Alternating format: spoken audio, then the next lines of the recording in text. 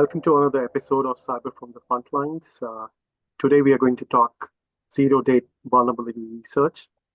And as some of you may have observed, there has been an increase in exploitation of zero-day vulnerabilities by prominent threat actors. Especially the last 6 to 8 months have been very, very eventful. Uh, there has been a rise in exploitation and number of incidents related to zero-day vulnerabilities. As an example, in 2023, we saw exploitation of MFT products a lot. As an example, Fortra's Go Anywhere MFT product was exploited heavily. Then we had the Move It zero-day vulnerability that kind of caused a lot of grief. Then we had the NetScaler ADC zero-day vulnerability and the NetScaler Gateway zero-day vulnerability that was heavily exploited. And recently, we also saw exploitation of Microsoft Windows Smart Screen Bypass zero-day vulnerability. So my point being, we are seeing a trend wherein threat actors are increasingly looking at exploitation of zero-day vulnerability for gaining initial access. But on a positive side, we also have vulnerability researchers who tirelessly work to discover new zero-day vulnerabilities. They work with the vendors, make sure they keep them on their toes, and make sure vendors come up with patches for those before threat actors exploit them. So on that note, so you may have guessed today's episode is going to be essentially on how vulnerability researchers, how do they discover zero-day vulnerabilities. And I would like to welcome Kasimir Schulz, vulnerability researcher at Hidden Layer, to the show. I'm glad you could make it, Kasimir, to the show. Yeah, I'm glad to be here. Thank you for inviting me. Thank you. I remember we briefly met last year, I think, at the in Denver, I think, at the FSI conference. I think it was the Orlando one, the spring summit, Yeah, or the exactly. fall summit. Yes. Where you were actually presenting. It was an amazing presentation on Thank you. the vulnerability that you had recently found on routers, I think. But I remember that. But I'm glad we kept in touch, and I'm glad you could take some time out today to talk us through the research part of how do we discover zero day. Yes, of course, it's very important. Yep, cool. So let's start with how did your journey start in cyber? How did you get it? Yeah, I actually had a very interesting journey. So I started in software engineering. So for the longest time, I wanted to be a programmer. I was working in programming, specifically the manufacturing field. So I was working on building CAD software and then working on the big CNC machines and panel saws and all of that. You never thinking that I would, ever go into security. But while I was doing that, I was also in university and I would do every once in a while, as all programmers do, go on the website and access the developer console and change some things and maybe try to get something here. And then I actually had a friend introduce me to game hacking. So all single player game hacking. And I never really was the biggest fan of playing games, but it was a lot of fun to hack them because it was just a puzzle that I could try to solve. So I would have these single player games, I would reverse engineer them. So, take them apart, try to write some cheats for them, going through a wall or something like that. Obviously, starting off with things like Cheat Engine and then getting more advanced and writing my own, DLL injectors and everything. And then COVID actually hit, and I came across a Reddit post on one of the cybersecurity just subreddits, and somebody had mentioned starting a CTF team. And at the point in time, I had no clue at all what a CTF team was. So I decided to look it up, and it looked like it might be fun. So I messaged the person, and there was just this one CTF. It was a Bamboo CTF in January of 2021, actually. And it was just kind of a tryout. So everyone was to do, one or two challenges, try to see what they could do. And I thought because most of my experience was game hacking versus engineering, I should try the reversing category. And I thought I was just going to horribly fail. But turns out, 3 to 4 years of actually hacking games and doing everything reverse engineering day after day worked out pretty well. So I ended up doing pretty well and ended up starting a CTF team called Kernel Army. Hmm. We actually got sixth place in the US that year. So played my first CTF in January of that year, and we got sixth in the US. And I still talk to everyone from that team now. They're actually how I got into vulnerability research. So playing with them that year, they taught me a lot of stuff, and they showed me that you can actually do this as a career. So that's when I started with Trellix. And with Trellix, I was a little bit more focused on supply chain. However, I did research such as I found Windows kernel vulnerabilities, and that was working with Richard Johnson, so Rich in Seattle. He's a great researcher. Did some exploitation on Cisco enterprise routers, some data center ones that I actually just talked about at Black Hat Europe. And then, of course, the Python tar file vulnerability, which I talked at ShmooCon and FSISAC as well. And then since then, I transitioned to Hidden Layer, where I'm now a little bit more focused on AI and ML specific zero-day research. That's a bit about my background there. That's amazing. First time in CDF and coming sixth. That's we are glad you are in cyber now. That's really good. Yeah, it's a lot of fun. Awesome, awesome. So you mentioned about uh, I was looking at a post. You recently discovered a zero-day vulnerability in a platform known as Hugging Face. I think that's a AI platform similar to ChatGPT, but tell us more about that platform and what was the Yeah, of course. vulnerability? Love talking about that research. So it actually wasn't a zero day. So normally I do deal with 0 days. However, this one was a bit different in the fact that it was actually something that had been discovered a year ago by Trail of Bits, which we found out after the fact, after we had published our research, and it never got addressed. Mhm. So we were able to exploit that just because it never got addressed, but it wasn't a vulnerability discovery back in the day. So the original report, they had said that this one function was potentially vulnerable and it should never be used in production instances. And then it was used in a production instance. But before I go into that, let me tell you a bit more about Hugging Face as a whole. So Hugging Face, the best way to describe it is almost like GitHub, but for AI models. Uh, Um, yeah. So there's a lot of different AI models or AI ML models. So for example, you have PyTorch files, Core ML, which is the Mac ones. You have safe tensors, which is what actually is discussed here a bit today. But you have all of these different formats. And what they basically store is they store some sort of metadata, and then sometimes a little bit extra data, and then the weights for the actual machine learning model. So what happens is that the machine learning model loads these models up, and then it can run them. And the reason why you want to do that is because training models can cost thousands of dollars, tons of GPU hours. So once you've trained it, you want to save it off and then load it up so that you can keep reusing it. Which is what these models are for. So Hugging Face is this place where people can share these, and they can be downloaded by other people. So it's a really great place, and has a great attack surface as well. So one of the biggest issues with a lot of these AI and ML models that we're seeing right now is that since most of the frameworks are Python based, a lot of the models have Python specific serialization. For example, most of them use the pickle module. And I'm not sure if you've seen much research about it, but the pickle module is just incredibly unsafe.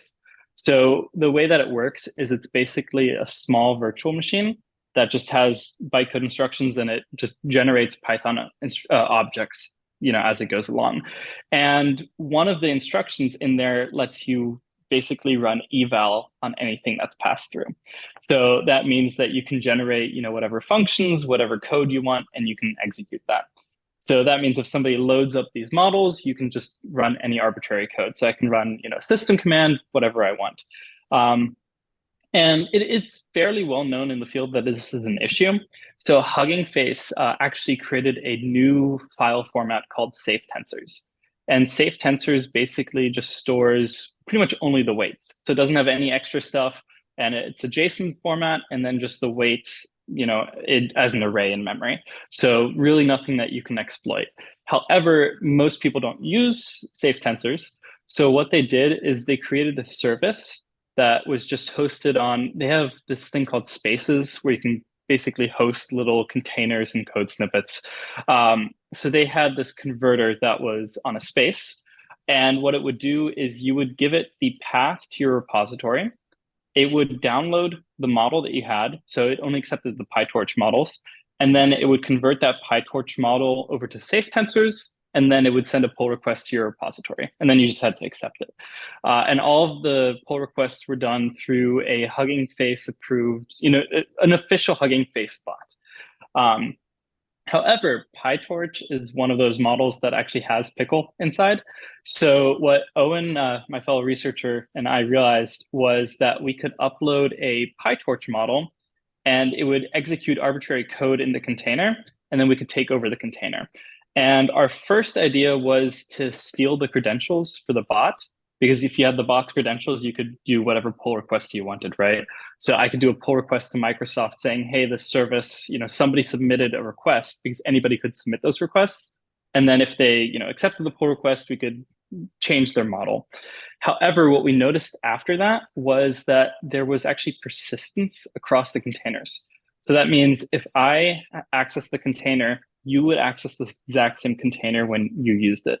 So that meant that when we took over that container, we were actually able to take over everyone else's containers. So we could modify any model that they submitted from, or anybody submitted to the converter from there.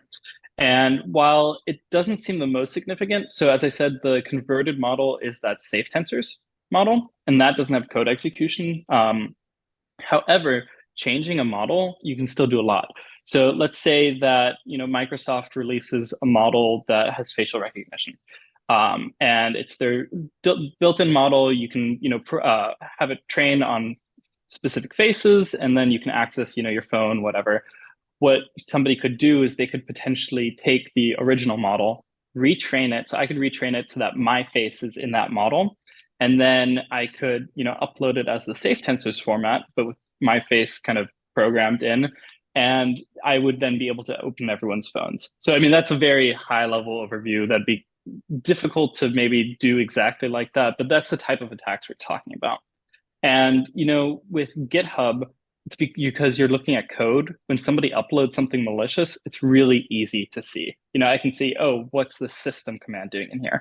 However, with the models, it just is a giant blob of binary data. So there's really no way to easily check to see if it's been modified in any malicious way. So that was the core of the research there, but it was a very fun project to do. Awesome, awesome. I'll make sure that I post that in the link as well. Thank you. I have started reading it, but I didn't get to complete it. But yeah, amazing. That's really. Thank you. So moving on, you mentioned attack surface. So I was wondering, what is your process for discovering attack surface? How do you go about it?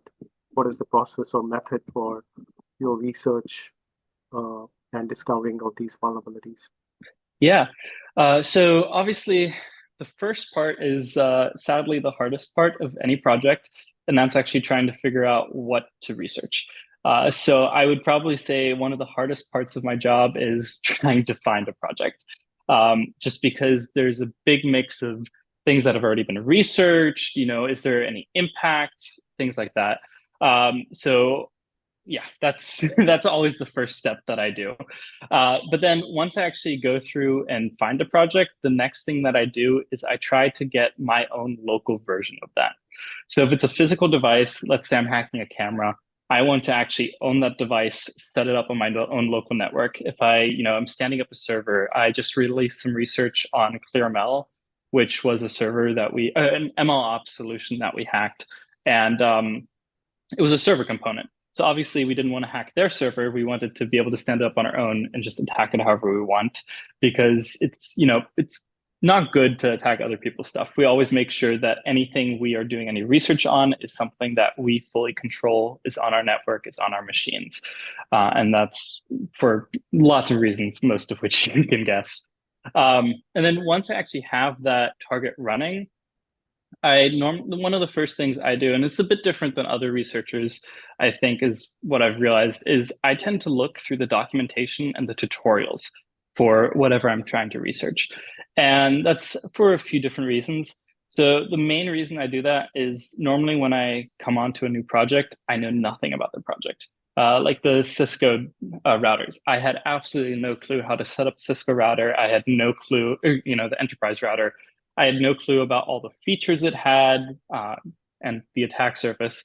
So reading the tutorials, reading the documentation lets me know how I can interact with that system, which then lets me figure out entry points later on.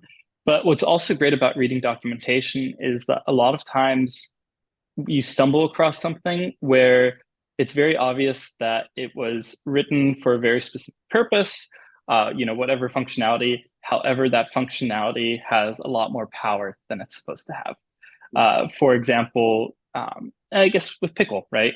There was that functionality that was written to reconstruct any Python object in memory. However, you're looking at it and you're thinking, how can they construct this one thing without, running eval? And it just kind of gives you an idea of maybe that's where I should do some research, or maybe I can abuse this functionality a different way. Another example is one time I ran across something where in the documentation, it said that you could directly access, so you could, instead of having to log in and do a bunch of complicated stuff, you could directly access the API with this one API component. And I thought it was weird that they mentioned that you could just bypass, you didn't have to worry about actually logging in. And then when I looked at it, it was just a fully unauthenticated API that gave you admin access. So obviously, it's not great there. But then once I actually have, the documentation, once I know how I want to interact with the system, I go through and I start actually reverse engineering from all those entry points. So obviously, sometimes I have the source code. Sometimes I don't. With the converter, I did have all the source code because it was, that space that was up there. Sometimes I have compiled binaries, and sometimes I don't even have that.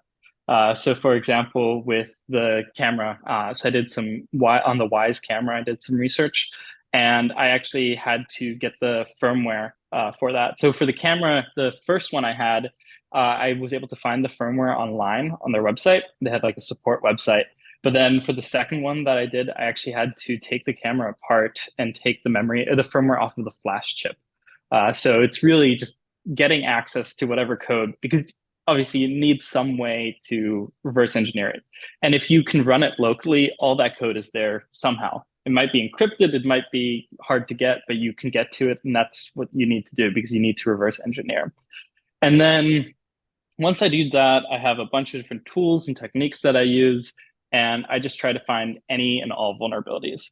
So my motto is, as a software engineer in the past, I absolutely hated crashes. Now, every time I see a crash, I could not be happier because it means something went wrong, something was unexpected. And not all crashes are exploitable, but a good chunk of them are. So then once you actually have a vulnerability that's exploitable, I then go through and I create an exploit for it as well as a report. So as a zero-day researcher, it's really important that we have a responsible disclosure system. So at Hidden Layer, what we do is when we find something, we contact the company and we give them the full technical specifications.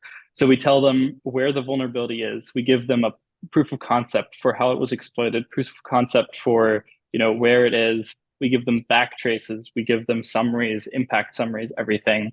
And then we give them 60 days to fix that vulnerability. And if they fix the vulnerability before the 60 days and want to go public, we'll go public with them. If sometimes, however, companies don't want to admit that there are vulnerabilities. So in that case, after the 60 days, or sometimes a bit longer if we want to give them more time just because of different circumstances, we'll normally go live. So in that case, we're a CNA, so that means we can issue CVEs. So we file for a CVE if it's within our scope, and then we write our blog post and kind of share it around the community. Awesome. Great stuff. Great stuff. Yeah.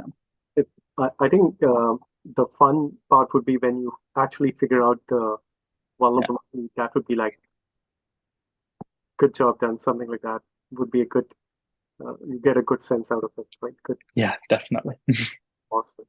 So you talked about some tooling that you use. So I was wondering, what specific tooling do you use? Do you also rely on threat modeling? Yeah.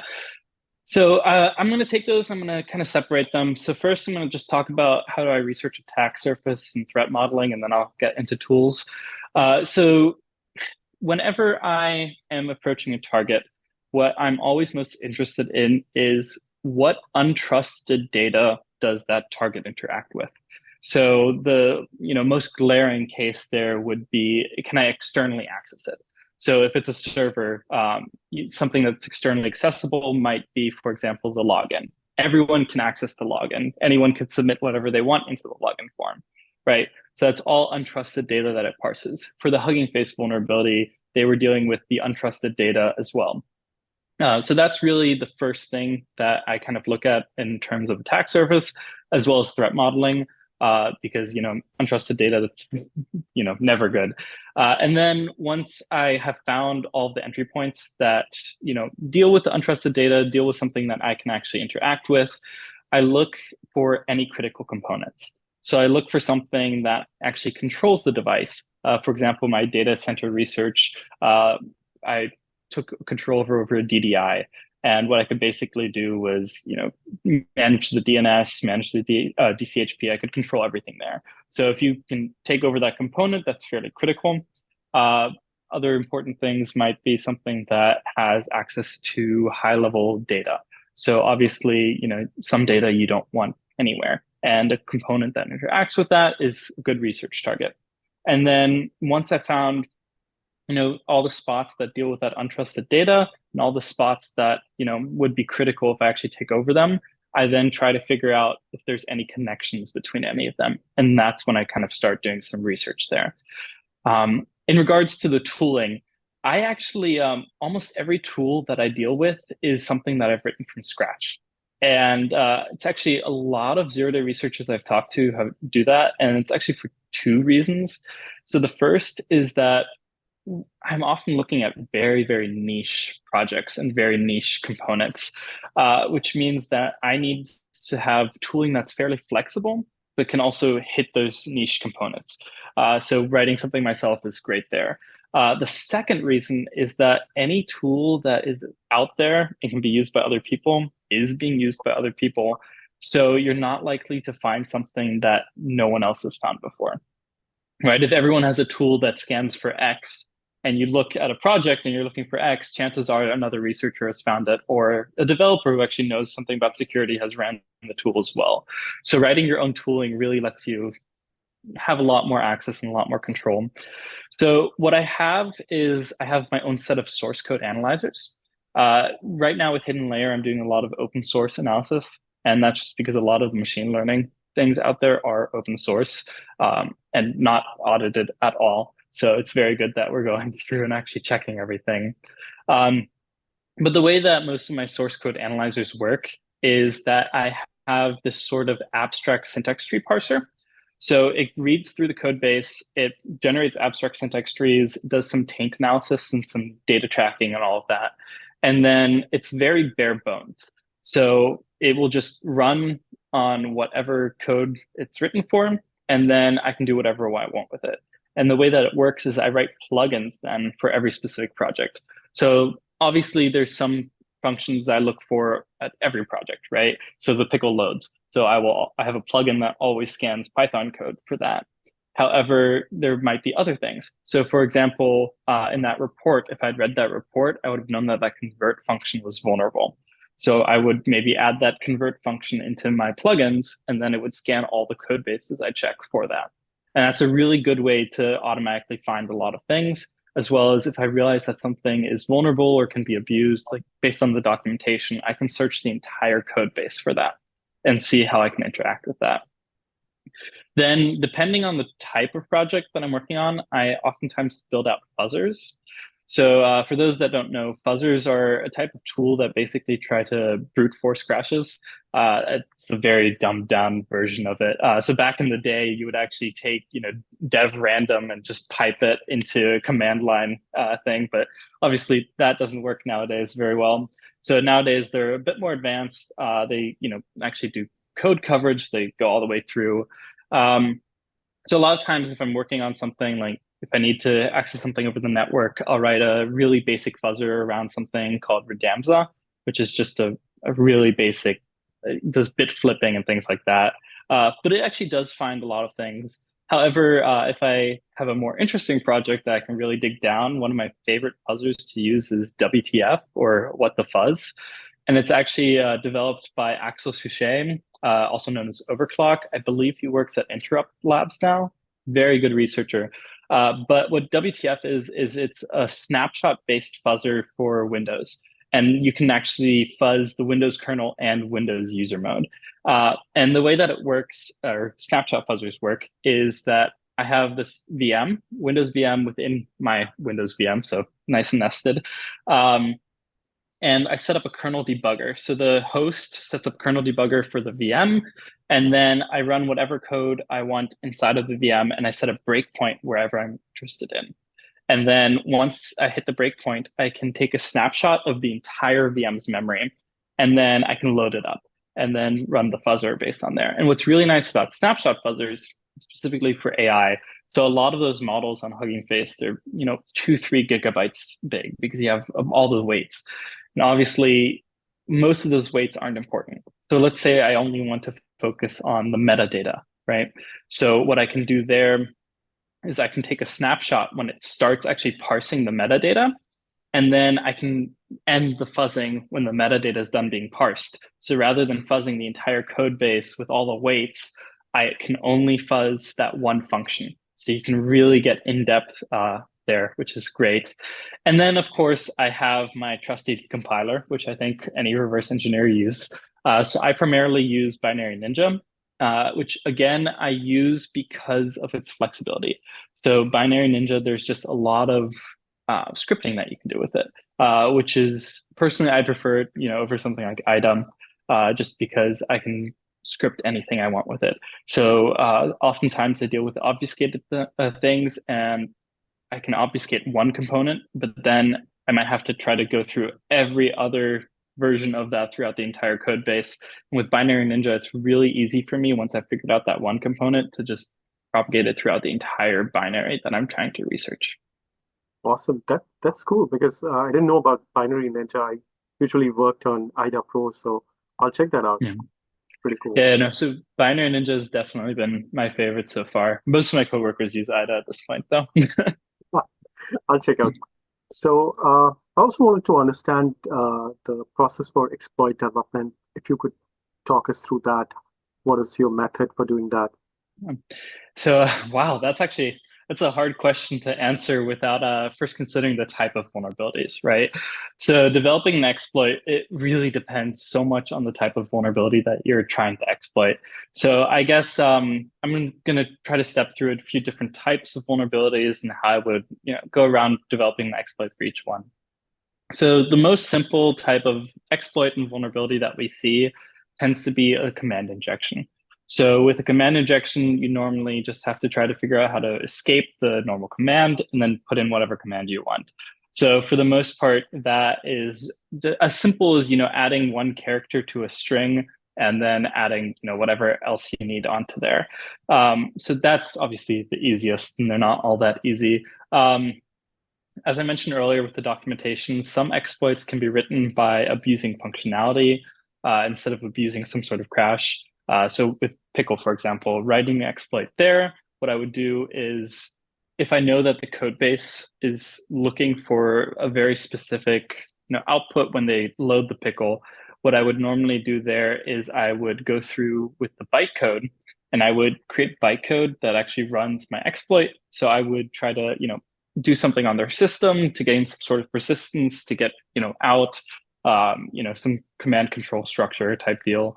And then I would actually have the bytecode continue so that they don't even notice that anything has happened, which is fairly important for exploits because you want to be able to take over the machine without anyone actually noticing anything has happened. Some vulnerabilities don't actually give you code execution at all. So as I mentioned earlier, and for the talk that you actually watched at ISAC, I was talking about the Python tar file vulnerability.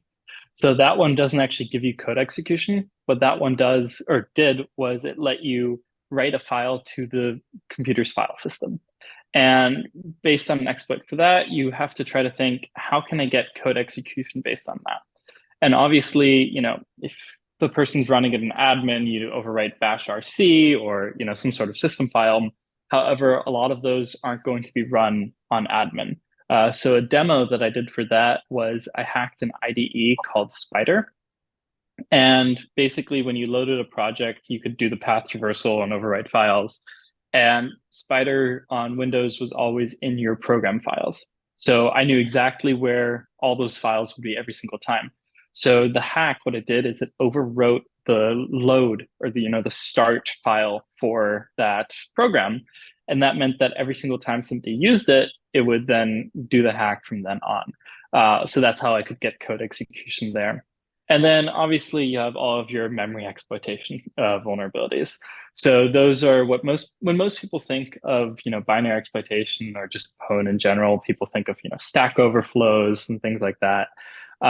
And there's a lot of exploitation that you can do there. However, most of the vulnerabilities I actually deal with on a day-to-day basis aren't like that. I think of all the vulnerabilities and talks I've done, I think only two of those vulnerabilities have really been true memory exploitation vulnerabilities, because normally you can do something before that. So even if you're going really far down into C, you tend to find other vulnerabilities because code isn't really always written very well.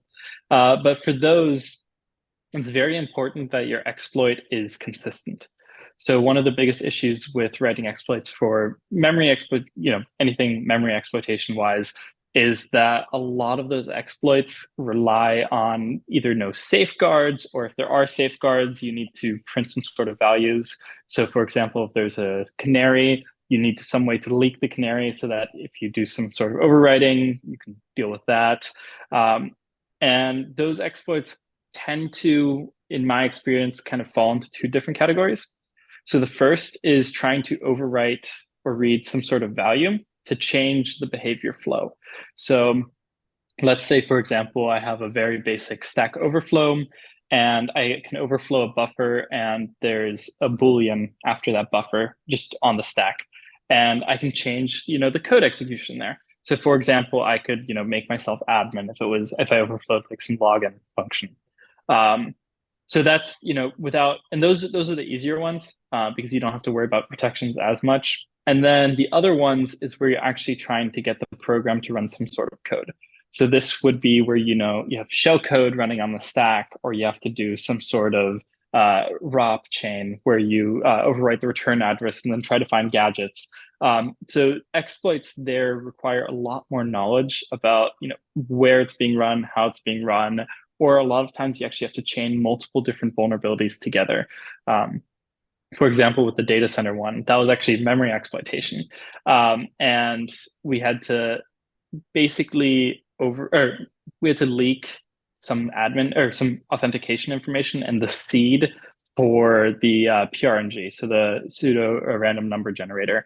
And we were able to get it working very well. However, one of the biggest limitations was as the time that the server had been active increased, it was an exponential increase in the computations we had to do to figure out the seed.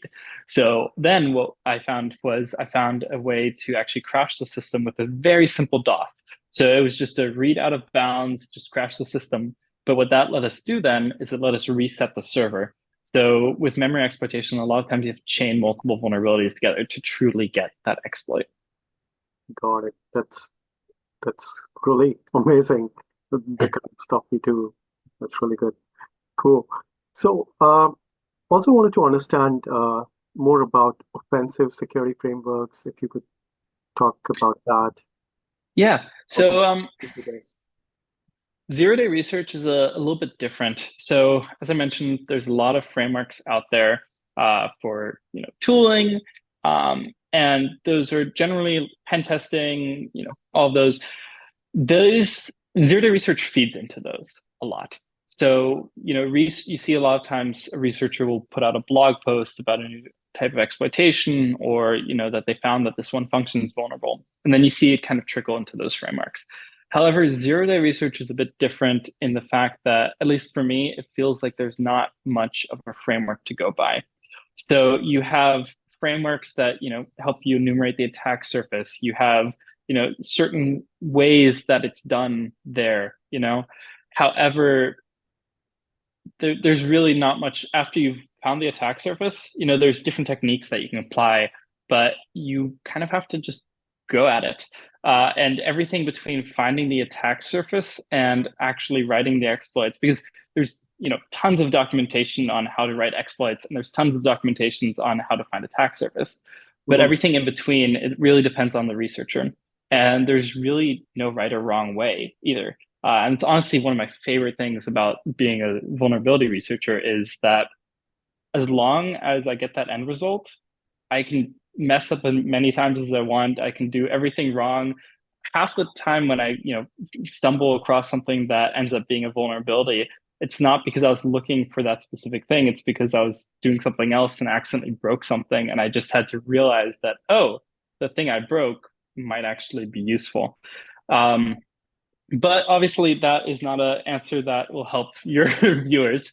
So, one of the things that I always tell people who are trying to get into the field, trying to learn how to approach this, is that the best thing that you can do is you can go out and you can learn about vulnerabilities. So, it's very vague, I know, but for example, you could learn about path traversal vulnerabilities, which is what the tar file one was, and then just try to apply that vulnerability to the project you're researching on. So just try to learn one new vulnerability and apply it to project after project after project, and just be aware that it exists. Start looking for it. And then over time, you just keep adding new vulnerabilities that you know about, know to look for. And then now you eventually get to the point where, you start a project and you immediately notice that this, and this is all vulnerabilities I've seen before. Um, However, there's really not that many places to really learn about those vulnerabilities out there. And a few zero-day researchers and I have actually gone through, and we started building a site called learn-cyber.net. It's a completely free site where it's still in active development, but there's about 45 articles on there where we go through and teach people about different types of vulnerabilities, just the mindset that you're trying to do with zero-day research, as well as having a few practice problems and quizzes as well. Awesome, awesome. I'll make sure that I add that to the link Awesome. as well. Great. Great. So finally, my question was, when you finally have developed the exploit, what is your process for testing, validating that exploit? Yeah. Yeah. So as I mentioned earlier, or almost all of the time that I do any research, I have it local. So that means I have the device sitting next to me, or I have another computer that has the server running, or I have the software. So that means that once I've developed the exploits, I can test it on those devices. And most of the time when I'm doing zero-day research, I want to actually have full control over the device. So it makes it fairly easy to tell if your exploit's working or not, because either I have a shell or I don't have a shell on the device. And the hardest part is debugging, so that in between step. But actually testing the exploit is normally fairly easy. For legal reasons, we never really test on other devices. So once we have an exploit, at Hidden Layer, we don't even really share the exploit. Trellix, we didn't either. And it's because we don't want bad actors to take advantage of that during the patching process.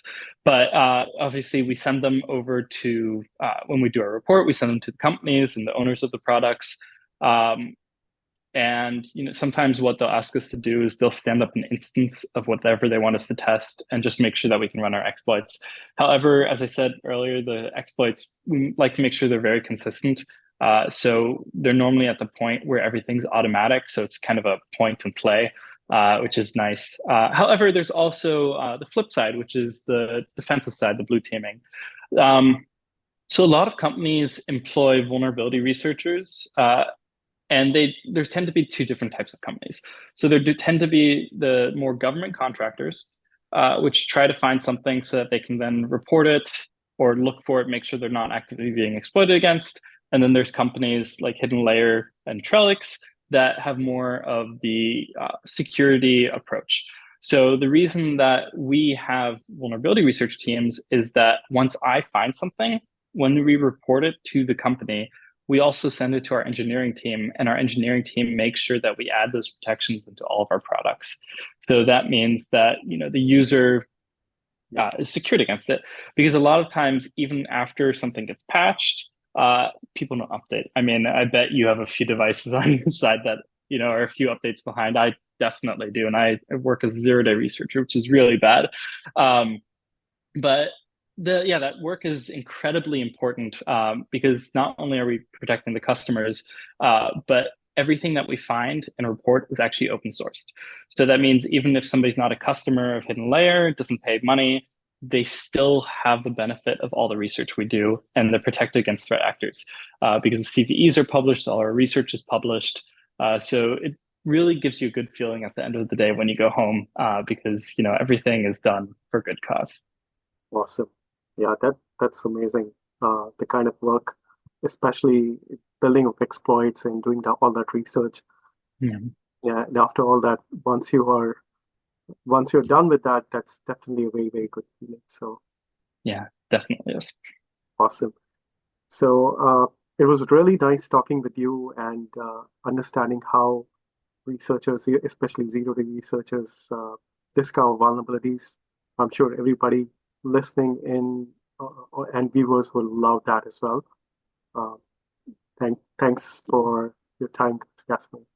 Thank you for having me on here. It was a pleasure to be here. Same. Later. Bye. Bye.